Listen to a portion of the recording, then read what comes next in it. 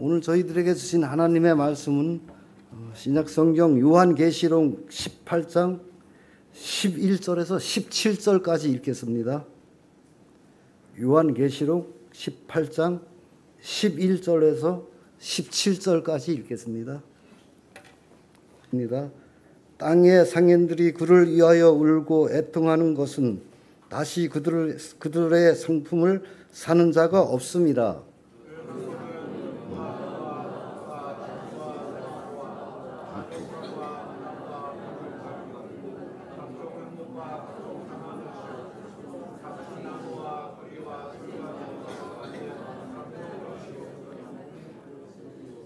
계피와 향료와 향과 향유와 유황과 포도주와 감람유와 고운 밀가루와 미리오 소와 양과 말과 수레와 종들과 사람의 영혼들이라. 내게 싸우시며 맛있는 것들과 먹는 것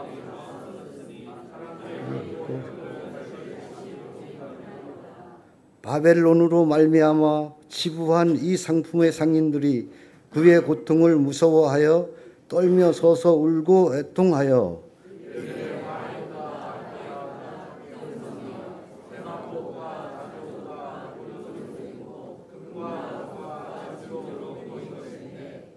아, 17절을 함께 읽겠습니다. 그러한 부가 한 시간에 땅과 모든 선장과 각서를 다니는 승객들과 선원들과 바다에 일하는 자들이 멀리 서서 아멘. 네, 좌우들 보시면서 인사하겠습니다. 잘 오셨습니다. 주님의 이름으로 축복합니다.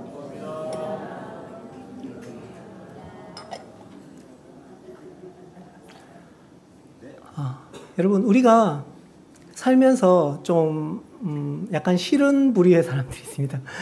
물론 다 사랑해야 하지만, 그러니까 우리 마음에 본성적으로 일어나는 약간 뭐 쉽게 말하면 약간 짜증나는 이런 사람들이 있습니다. 그런 부류의 사람들이 어떤 사람이십니까? 여러분들은 혹시? 그런 사람들 중에 한 명이 이런 사람들입니다. 뭐냐 하면 마음에 결정하지 못하고 이랬다 저랬다 하는 사람. 5분 전에 했던 말을 다시금 바꿔서 그렇게 다른 말을 이거 먹는다고 했다가 다시 짬뽕이 먹고 싶다 했다가 다시금 다른 한식이 오늘 더 땡겨 라고 하는 그런 사람들. 바로 이 대표적인 사람 중에 한 사람이 바로 접니다. 네. 접니다. 네. 물론 삶 가운데에서도 많이 이런 것들을 이런 일들을 하지만 또 특히 또 마트 같은 데 가면 너무 좋은 것들이 많지 않습니까? 그래서 좋아 보여서 이걸 골랐다가 근데 이제 슬슬 이제 마트의 장을 다 보고 이제 돌아가려고 할 때 가격도 싸고 더 양도 많고 그런 것들이 이제 뭐 저희 간식거리죠 주로 그런 거 이제 보이는 거죠. 그러면 이제 그게 금방 갖다 놓고 다시 이걸 갖고 오는데 그때 이제 저희 아내가 이렇게 화를 내는 겁니다. 왜냐하면 저희 아내는 진짜 한 가지 정해지면 한 100에는 99는 100에 99는 그것을 그대로 하는 사람입니다. 거의 변하지 않는 사람입니다. 근데 이제 제가 그렇게 하니까 그 마음에 어려움이 있는 거죠. 그래서 저는 뭐 이렇게 변명합니다. 뭐 이거 진리도 아닌데 바꿀 수 있으면 좀 바꾸지 뭐 이렇게 하든지 아니면 이제 더 이상 욕먹기 싫으면 이제 기존에 그냥 갖고 있던 걸 그냥 갖고 가든지 그렇게 하는 겁니다. 그래서 근데 우리가 이렇게 마음을 정하지 않고 왔다 갔다 하는 사람들을 싫어하듯이 주님께서도 우리의 신앙에 있어서 이런 사람들을 정말 싫어하십니다. 그리고 우리에게 이 성경을 통하여서 또 우리의 말씀을 통하여서 삶을 통하여서 야 좀 왔다 갔다 하지 말고 나 하나님이든지 세상이든지 딱 정해서 그렇게 나만 따라와. 세상 그거 곧 망할 거야. 그러니까 그거 믿지 말고 그거 보지 말고 그것에 취해 있지 말고 나만 따라와 라고 하시는 것입니다. 여러분, 그렇게 우리의 마음을 정하셨습니까? 우리의 마음을 오직 주님께 드리기로 정하셨습니까? 세상 부도 명예도 권력도 아닌 오직 주님께 정하는 그러한 저와 여러분들 되시기 원합니다. 네, 오늘 봉독했던 요한계시록은 AD 한 90년경에 사도 요한에 의해서 기록되었습니다. 당시 로마 도미티안 황제가 교회를 굉장하게 핍박하던 시기에 소아시아 7교회, 즉 지금의 터키 지역에 보내진 편지입니다. 당시 도미티안 황제는 자신을 신으로 숭배하도록 강요했고 자신을 숭배하지 않는 그리스도인들을 핍박하고 죽였습니다. 그 극심한 핍박 가운데 있던 그리스도인들을 위로하고 믿음 가운데 서서 주님 다시 오시는 그날을 소망하며 기다리라고 주신 편지가 바로 이 요한계시록인 것입니다. 그런데 요한계시록은 이 상징들이 많이 나오기 때문에 성도님들이 읽기를 굉장히 어려워하십니다. 하지만 그 상징들은 대부분 구약 성경, 특히 에스겔, 다니엘, 스가랴 이런 예언서에서 가져온 것이기 때문에 당시 초대교회 성도들에게는 오히려 익숙한 표현들이었습니다. 예를 들어 7눈은 성령을, 7금초대는 교회를, 7별은 교회 지도자들을, 붉은 용은 사탄을 상징합니다. 그리고 오늘 나오는 바벨론은 당시 로마 제국과 지금 이 시대에 하나님 없이 자신이 주인이 된 세상을 상징합니다. 바벨론의 목적은 오직 한 가지입니다. 이 세상의 목적은 오직 한 가지입니다. 뭐냐 하면 사람들이 예수님을 믿지 못하도록 하는 것입니다. 로마 제국 당시는 주로 핍박을 통해 예수님을 믿지 못하게 하였고 지금은 세상 풍요와 자아 숭배를 통해 자신이 삶의 주인이 되게 함으로 그리스도와 멀어지게 한다는 것입니다.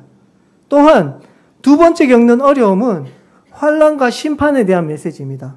거듭 나오는 고난과 재앙과 심판에 대한 묘사는 때로 우리를 두렵게 합니다. 하지만 이 모든 사건의 배후에는 하나님의 계획과 주권이 있다는 것입니다. 세상 바벨론을 향하여서는 그들의 죄로 인한 심판이지만 우리 믿는 자들 가운데에는 하나님께서 교회를 깨우고 더욱더 정결하고 거룩하게 하기 위한 하나님의 연단이며 구원을 이루는 은혜의 과정이라는 것입니다. 결국 이 요한계시록이 말씀하시는 핵심은 하나님의 절대 주권 아래 결국 교회는 승리할 것이고 그리스도를 믿지 않고 따르지 않는 모든 자에게는 오직 심판이 기다리고 있다는 것입니다. 또한 이러한 일은 반드시 모두 다 이루어진다는 것입니다. 그 중에서 오늘 본문이 포함되어 있는 요한계시록 18장은 바벨론의 멸망을 선포하는 장입니다. 그렇게 우리가 고대하던 바벨론의 멸망이 선포되는 장면인 것입니다. 그 심판의 광경 속에서 세 그룹의 사람들이 바벨론이 불타 무너지는 모습을 멀리서 바라보며 슬퍼합니다. 이들은 세상의 왕들, 상인들, 그리고 바다에서 일하는 자들입니다. 오늘 읽진 않았지만 9절에서 10절에는 바벨론 멸망을 보고 슬퍼하는 세상의 왕들이 나옵니다. 이들은 바벨론과 음행하였다고 나오는데 여기서 말하는 음행은 단순히 성적 타락을 뜻하는 것이 아니라 하나님을 외면하고 세상의 권력을 우상으로 섬기며 추구하는 사람들을 말하는 것입니다. 그들은 바벨론이 무너지는 것을 보고 두려워서 가까이 가지 못하고 화이또다 큰 성 견고한 성 바벨론이여 하고 멀리서 슬퍼합니다. 오늘 읽었던 본문 11에서 17절에는 상반절에는 상인들이 바벨론의 멸망을 보고 슬퍼합니다. 이들은 바벨론과의 거래로 경제적 부를 쌓은 사람들입니다. 그런데 그들이 거래했던 상품 목록을 보면 보석, 고급 옷, 상하 그릇 등 이런 사치와 향락을 상징하는 것들입니다. 심지어 사람의 몸과 영혼까지도 거래의 대상으로 삼습니다. 이러한 물품들은 바벨론의 죄악과 교만이 극에 달했음을 보여주는 것입니다. 이들 또한 바벨론의 멸망을 보고 눈물을 흘립니다. 그들이 슬퍼한 것은 그런데 그 바벨론의 멸망을 보고 회개한 것이 아니라 더 이상 바벨론으로부터 상품 거래를 통해 그들이 지금까지 누려왔던 그 모든 것들을 얻을 수 없게 되었기 때문입니다. 즉, 바벨론의 멸망은 그들이 누려왔던 경제적 풍요가 무너진 것을 의미하는 것입니다. 그리고 마지막으로 17절 하반절에서 19절에는 바다에서 일하는 자들이 바벨론의 멸망을 보고 슬퍼합니다. 그들은 로마 제국이 해상무역을 통해 세계 경제를 장악하고 있음을 상징적으로 보여줍니다. 그들 역시 바벨론의 멸망을 보고 애통합니다. 화이토다 화이토다 큰 성이여 라고 외치며 머리에 티끌을 덮어쓰고 울부짖습니다.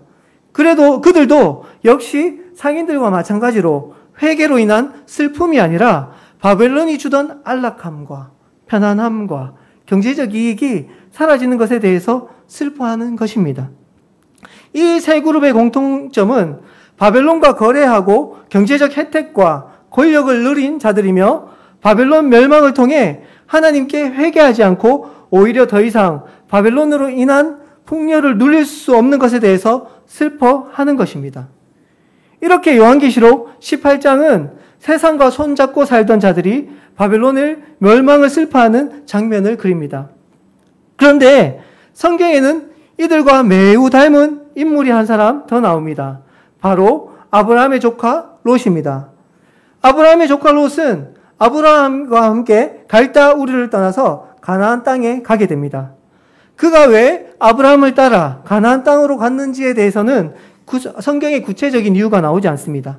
그러나 가장 합리적인 추론은 그의 아버지 하란이 일찍 죽었기 때문에 삼촌인 아브라함이 롯을 돌봤을 가능성이 큽니다. 그렇게 롯은 아브라함과 함께 가나안 땅에 이르게 됩니다. 이후 기근이 들자 아브라함은 애굽으로 내려가는데 그 과정에서 롯도 동행한 것으로 보입니다. 롯은 이 여정 가운데 아브라함이 자기 아내를 루이라고 말하고 위기를 피하려고 했던 연약함을 보았고, 또한 그럼에도 불구하고 아브라함을 보호하시고 인도하시는 하나님을 함께 경험했을 것입니다. 그런데 이후로 가나안으로 돌아온 아브라함과 롯 사이에 문제가 생깁니다.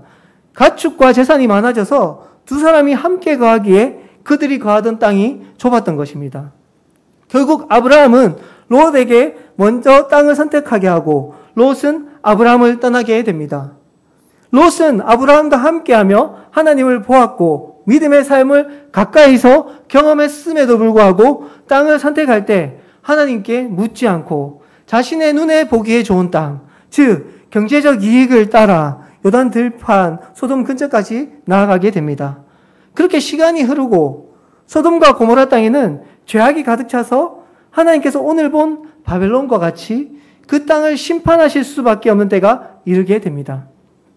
소돔을 심판하시기 위해 두 천사가 소돔에 이르렀을 때 롯은 성문에 앉아 있다가 그들을 맞이하고 자신의 집으로 모시기를 간청합니다. 고대의 성문이 도시의 행정과 재판이 이루어지는 중요한 장소였기 때문에 롯이 성문에 앉아 있었다는 것은 그 지역에서 어느 정도의 사회적 지위를 가지고 있었음을 보여주는 것입니다. 천사들이 롯의 집에 들어가려 할 때 그 성의 남자들이 몰려와서 천사들을 끌어내어 성적으로 범하려 합니다. 롯은 그들을 막기 위해 자신의 두 딸을 대신 내어주려 하지만 남자에 길들여진 그들이 그 롯의 말을 듣지 않습니다. 결국 천사들이 롯을 집 안으로 끌어들이고 문을 닫아버립니다. 그렇게 소돔과 고모라는 하나님의 무서운 심판을 받습니다. 불과 유황이 하늘에서 내려와 그 땅을 멸망시키는 가운데 천사들은 롯과 그의 가족에게 도망하라고 명령합니다. 그러나 그의 사위들은 그 경고를 농담처럼 여기고 믿지 않았고 결국 소돔과 함께 심판을 받게 됩니다. 롯의 아내는 떠나가는 길에 뒤를 돌아보다가 소금 기둥이 됩니다.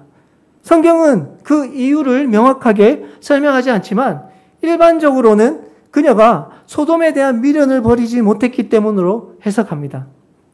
롯의 두 딸은 이후 아버지와의 부적절한 관계를 통해 자식을 낳고 이들이 암몬과 모압 족속의 조상이 됩니다.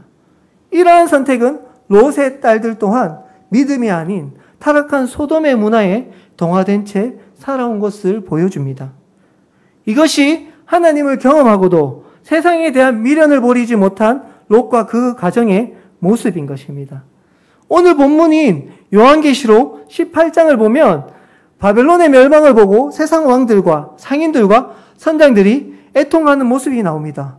이들은 믿음이 아닌 세상에 순응하며 살아가는 세상 사람들을 상징하는 것입니다.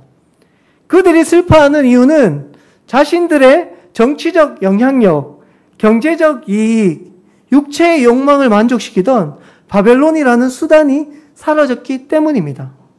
결국 이들도 후에 바벨론을 따라 심판받게 됩니다. 그런데 하나님을 경험하고도 자기 눈에 보기에 좋은 대로 세상의 풍요를 따라갔던 롯과 바벨론의 멸망을 보고 슬퍼하는 이 세 부류의 사람들이 혹시 우리의 모습과 나의 모습과 닮아 있진 않습니까? 악한 세상 나라, 자신을 높이고 자기가 자기 주인이 되어 살아가던 그 바벨론이 심판받아 무너질 것을 알매도 불구하고 우리는 오히려 내 욕심과 욕망을 채워주는 이 세상이 무너지지는 않을까 노심초사하지는 않습니까? 나쁜지 알지만 조금만 타협하면 누릴 수 있던 혜택, 나의 사회적 지위와 체면을 세워주고 육신의 욕망을 만족시켜주던 세상이 사라지는 것에 대해서 두려워하거나 아쉬워하진 않습니까? 믿는 자는 어디서든 리더가 되고 잘 돼야 한다고 말하면서 세상 사람들과 같이 성공을 위해 수단 방법을 가리지 않는 것은 아닙니까? 그리고 주일 예배 한 번 드리는 것으로 주님을 향한 믿음의 삶을 대신하지는 않습니까? 우리는 세상과 하나님을 함께 섬길 수는 없습니다. 우리는 세상이든지 하나님이든지 한 분만 섬겨야 한다는 것입니다. 하나님을 경험하고도 눈에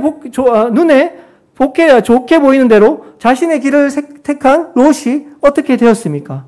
결국 그와 그의 가족이 모두 세상에 물들게 된 것입니다.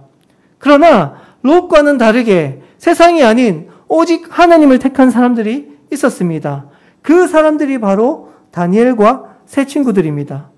하나님을 향한 불순종과 제약으로 인해 북이스라엘은 아수르에 망하고 남유다는 바벨론에 의해 멸망당합니다. 그런데 남유다가 완전히 멸망당하기 전에 지혜와 재능이 있어 바벨론 나라에 유익이 될 만한 사람들을 포로로 끌어갑니다. 느부갓네살 왕은 그들 중에 젊고 유능한 자들을 따로 구별해서 그들에게 왕의 음식과 포도주를 주면서 왕궁에서 기르려고 합니다. 그러나 다니엘과 세 친구들은 뜻을 정하여, 즉 마음을 정하여 왕의 진미와 포도주로 자신을 더럽히지 않기로 결단하고 환관장에게 채식을 요청합니다. 당시 바벨론 제국에서 왕이 제공하는 음식은 단순한 식사가 아니라 왕과 그가 믿는 신의 통치와 보호 아래 있음을 인정하는 것이었습니다. 그러므로 다니엘과 세 친구들이 왕의 음식과 포도주를 거부한다는 것은 우상이 아닌 하나님의 보호와 통치와 주권 아래 있겠다는 의미였던 것입니다. 그들은 이미 거의 멸망해버린 조국 남유다의 하나님을 향한 그 믿음을 지키기 위해 현재의 편안하고 안정된 삶을 거절한 것입니다. 또한 느부갓네살 왕은 자신의 꿈에서 본 형상을 따라 금 신상을 세우고 모든 백성과 관료들에게 절하라고 명령합니다. 그러나 다니엘의 세 친구 사드락과 메삭과 아벳느고는 하나님이 자신들을 구원하실 것을 믿고 그리 아니하실지라도 우리는 왕의 신상에 절할 수도 없다고 담대히 선포합니다. 결국 그들은 풀무불에 던져졌으나 하나님께서는 그들과 함께 하셨고 그 뜨거운 불 가운데에도 상하지 않고 살아나오게 하셨습니다. 이 일로 인해서 느부갓네살 왕은 하나님을 높이며 찬양합니다. 이후 다리오 왕이 자신 외에는 어떤 신이나 사람에게도 기도하거나 경배하지 말라는 금령을 내립니다. 그러나 다니엘은 하루 3번씩 예루살렘을 향해 창을 열고 이전과 다름없이 하나님께 기도하며 감사드리는 일을 멈추지 않습니다. 그로 인해 그는 사자굴에 던져졌지만 하나님께서 사자의 입을 막으심으로 다니엘을 지켜주셨습니다. 반면 그를 고소했던 자들과 그 가족들은 사자굴에 던져짐과 동시에 사자의 밥이 되었습니다. 이렇게 다니엘과 세 친구들은 하나님을 향한 그 믿음을 지키기 위해서 자신의 생명조차 아까운 것으로 여기지 않았습니다. 이들은 하나님이 어디로 이끄시든 그분의 뜻을 따르기로 마음을 정한 자들이었습니다. 우리가 만약 믿음으로 살고자 한다면 우리는 주님을 따를 것인지 혹은 세상을 따를 것인지 다니엘과 세 친구들처럼 마음을 정해야 합니다. 계시록 3장에 나오는 라오디게아 교회는 경제적으로 매우 부유한 도시에 세워진 교회였습니다. 이 도시는 의약품 산업, 양모 산업, 금융 산업이 발달한 도시였습니다. 그런데 이 외적인 부요는 교회에도 영향을 미쳤습니다. 라오디게아 교회는 지금의 일부 한국의 교회의 모습과 같이 자신들이 경제적으로 부유한 것이 같이 영적으로 부유한 것이 없다고, 부족한 것이 없다고 착각하였습니다. 그런데 부유한 라오디게아에도 문제가 하나 있었는데 그것은 물이 부족하다는 것이었습니다. 그래서 인근 두 도시 히에라볼리의 뜨거운 온천수와 골로새의 차가운 물을 공급받았는데 문제는 이 물이 멀리서 흘러오면서 탁하고 미지근한 물로 변화되었다는 것입니다.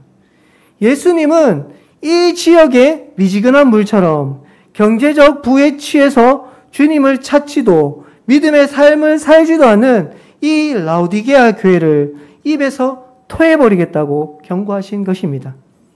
그리고 차든지 뜨겁든지 하라고 말씀하신 것입니다. 이것은 더 이상 세상과 주님의 중간에 있지 말고 마음을 분명히 정하고 어떤 어려움과 고난이 닥친다 할지라도 주님을 택하라는 명령인 것입니다. 실제로는 영적으로 가난하고 눈멀고 벌거벗었음에도 스스로는 괜찮다 여기는 이 라오디게아 교회처럼 우리도 삶에서 세상도 아니고 하나님도 아닌 어중간한 자세를 취하면서 믿음의 열매도 없이 주님과 살아있는 교제도 없이 나는 부족함이 없다고 생각하며 미지근하게 신앙생활하고 있지는 않습니까? 여러분, 우리는 세상과 주님 사이에서 중간지대에 머물 수는 없습니다. 선택하지 않은 것도 이미 세상을 선택한 것입니다. 왜냐하면 선택하지 않은 자연적인 마음은 사단의 영향 아래 있기 때문입니다. 주님의 나라가 임하고 세상이 심판받는 것을 진정으로 원한다면 우리는 주님 편에 설 것을 마음에 정해야 합니다. 바벨론 즉 세상은 반드시 무너질 것이며 하나님의 나라는 반드시 임할 것입니다. 여러분은 어디에 소망을 두고 있습니까? 세상입니까? 하나님의 나라입니까? 하나님께서 자신을 왕으로 삼고 오직 자신을 만족시키려는 이 세상 가운데 우리가 구원받고 하나님께서 우리를 바로 이 땅 가운데에서 데려가지 않고 두신 이유가 있습니다. 그것은 하나님께서 주신 이 고난과 연단과 유혹 가운데에서 세상을 택하지 않고 오직 하나님과 그의 나라를 택한 주의 거룩한 신부로 우리를 준비시키기 위한 것 아닙니까? 그러한 대표적인 예가 오늘 바로 보았던 다니엘과 세 친구들인 것입니다. 그들은 오직 하나님을 향한 마음을 정하고 어떤 손해나 위협이 자신에게 가해진다 할지라도 그들은 당당히 하나님만을 선택했습니다. 그리고 하나님께 쓰임 받았습니다. 우리는 지금 전례 없는 재난과 전쟁과 기근 가운데 있습니다. 그런데 이것은 우리에겐 낯선 모습이 아닙니다. 왜냐하면 성경에는 이미 마지막 때가 될수록 이런 일들이 더욱 자주, 더욱 강하게 일어날 것이라고 말씀하고 있기 때문입니다. 그런데 이러한 일들이 반복되고 점점 심각해지는 이유가 있습니다. 먼저는 주님의 재림과 바벨론, 곧 이 세상의 멸망이 가까이 왔다는 것입니다. 그리고 하나님께서 이 임박한 심판 가운데 우리에게 또 한 가지의 분명한 메시지를 주고 계신 것입니다. 그것은 바로 끝이 가까이 왔다. 더 늦기 전에 회개하고 너 자신이 왕되고 너 자신을 만족시키려는 세상이 아니라 나 하나님만 택하라는 것입니다. 여러분, 마지막 때가 가까이 왔습니다. 이제 더 지체할 시간이 없는 것입니다. 우리는 주의 거룩한 군사로 그리스도의 신부로 거룩하게 일어나야 합니다. 우리 주님께서는 도적같이 오실 것입니다. 그리고 바벨론의 멸망도 순식간에 갑자기 올 것입니다. 오늘 본문에 보면 바벨론이 1시간에 망하였다라고 말합니다. 이것은 갑자기 순식간에 망하였다는 의미인 것입니다. 코로나가 오기 전에 우리는 삶이 이렇게 순식간에 급격하게 변화될 줄은 전혀 상상하지 못했습니다. 그러다가 갑자기 코로나가 발생하고 단 며칠 만에 모든 사람들이 마스크를 쓰고 나도 코로나에 걸리지 않을까 두려워하였습니다. 이와 같이 지금은 이 세상이 영원히 지속될 것처럼 보이지만 그러나 하나님의 때가 되면 우리가 살던 이 세상은 순식간에 멸망하고 사라질 것입니다. 그러나 오직 주님께 마음을 정하여 저 천국을 바라보고 왔던 자들은 기뻐 환호하게 될 것입니다. 왜냐하면 그들이 매일 손꼽아 기다렸던 주님이 다시 오시는 그날이 되었기 때문입니다. 세상이 아닌 주님을 마음에 택하고 성공과 자기만족의 세상 가치를 그리스도의 십자가로 담대히 물리치고 주의 나라가 오기까지 어떠한 손해가 어떠한 위협이 온다 할지라도 다니엘과 세 친구같이 믿음으로 담대히 싸워 나아가는 저와 여러분들 되시기 바랍니다. 그리하여 주님 다시 오실 때 우리와 또한 우리의 그 믿음을 통해 주님께 돌아온 우리의 지체들과 함께 주님을 기쁨으로 맞이하는 저와 여러분 되시기 원합니다. 그때 주님은 우리의 눈물을 닦아주시고 천국 혼인잔치에 우리를 거룩한 신부로 맞이해 주실 것입니다. 이 진정한 소망을 붙들고 죽으면 죽으리라는 에스더의 고백처럼 끝까지 믿음으로 승리하는 저와 여러분들 되시기 원합니다. 네, 오늘